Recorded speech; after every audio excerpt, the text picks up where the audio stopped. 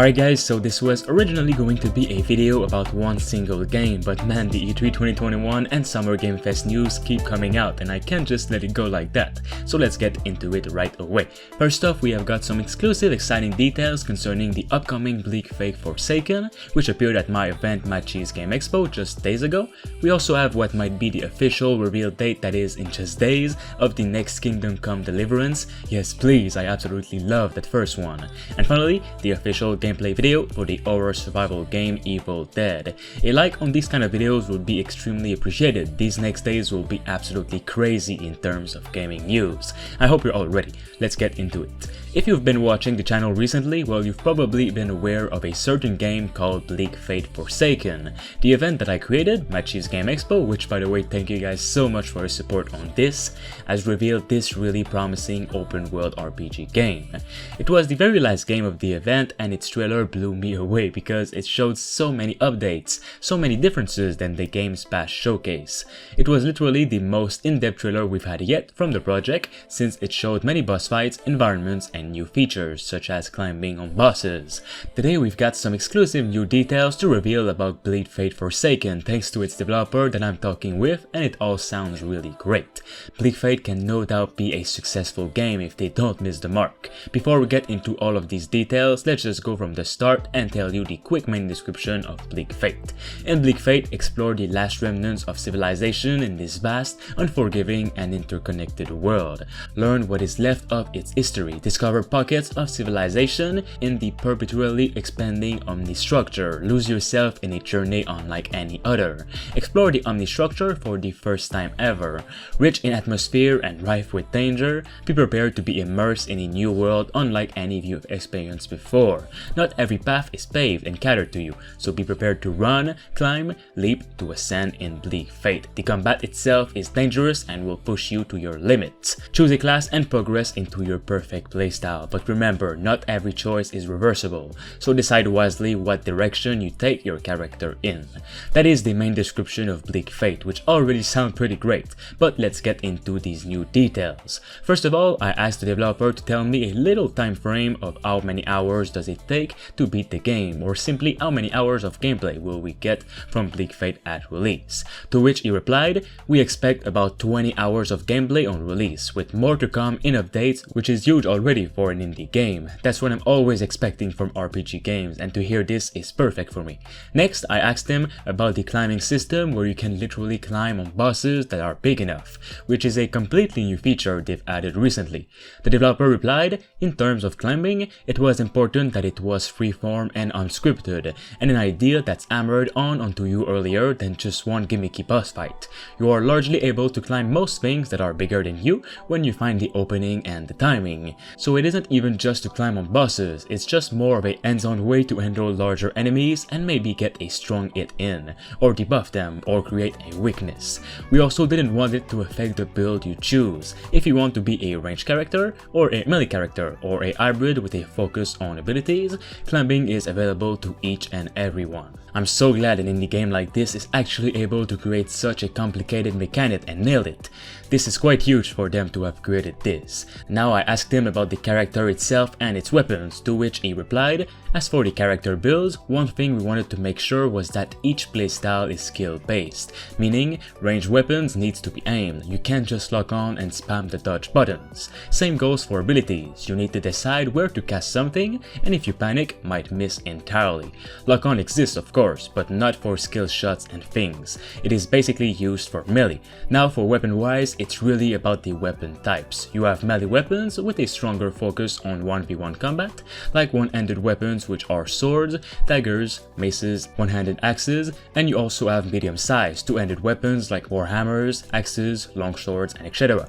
You can surprisingly dual-wield the one-handed weapons or great melee weapons that help with fighting more enemies. Each different weapon type has a nuance about it. Some choices in the game are irreversible and do affect your playstyle choices, like class-related abilities and character stats, so at some point you have to start to decide what your focus is on if you want to get the most out of a build. They also didn't want to talk about the character specifically, as it's spoiler territory for now. Now what about the open world? What's in it and how is it? To which he replied, the open world, as I've kind of expected, has more and more linked towards a kind of interconnected series of smaller areas, and those areas themselves are much more tailored, though not particularly linear. Most areas act as a kind of multi-crossroad that doesn't just take you down one linear path, but instead can branch in unexpected ways. This gives us a little bit more control over how drastically different areas can be even if they are connected. There will be some vast expenses, however, he said. Now, in terms of bosses, I asked him how many can we expect to fight while roaming around, to which he said, in terms of bosses, we're hovering in the 10 to 20 range right now, but we really want them to be unique without recycling, so we might cut things out last minute if we feel they're not on par with the expected quality, and add those areas plus bosses later on, and not as paid DLCs, but free updates. So, let me know if you guys are excited for Bleak Faith Forsaken. Next up, we might have our official reveal date of a game that I did not hear a single word about in such a long time, and I'm so happy to hear its name again. Kingdom Come Deliverance, a game that is amazing to me, which I played a ton. The open world medieval sequel might be getting announced on June 11th in just 3 days at the time of this video, thanks to some really big teases of a showcase from its parent company, Koch Media. You might have seen this, but at first I thought Koch Media was gonna reveal either Dead Island 2, Saints Row 5 or a new Metro game at that showcase, to which they denied publicly on Twitter. None of these games will make an appearance. Instead, almost everyone is thinking of Kingdom Come Deliverance, and that wouldn't be for nothing. First of all, the official website and Twitch account connected to Koch Media's Summer Game Fest event on June 11th is now live broadcasting a room with a mace, coffin and crown inside, and some new items are being added from time to time. Koch Media is the grandparent of Warhorse Studios and parent of Deep Silver, which respectively made and published Kingdom Come Deliverance. That is not the only thing. The international PR manager of Warhorse Studio, developers of Kingdom Come, tweeted this: "Oh shoot, this week will be packed." And finally, Warhorse Studios' official Twitter account right now at the moment is liking tweets about people asking and wanting the sequel. They have never really done that before, but only right now, right before E3, that they're doing it extensively. This raises a lot of questions from fans, and man would I love to see a sequel to this project.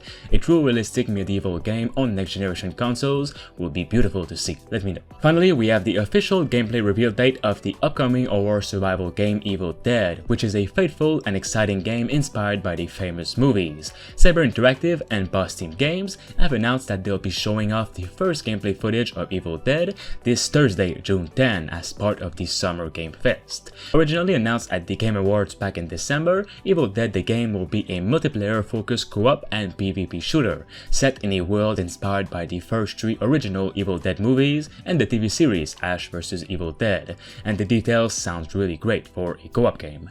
Step into the shoes of Ash Williams or his friends from the iconic Evil Dead franchise and work together in a game loaded with over-the-top co-op and PvP multiplayer action.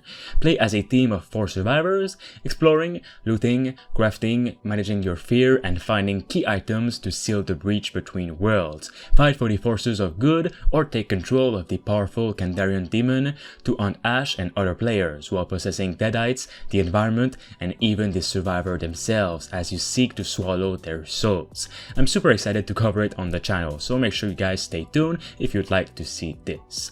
Alright guys, that is all for today's gaming news. There is many more to come, so make sure you stay right here and don't go anywhere.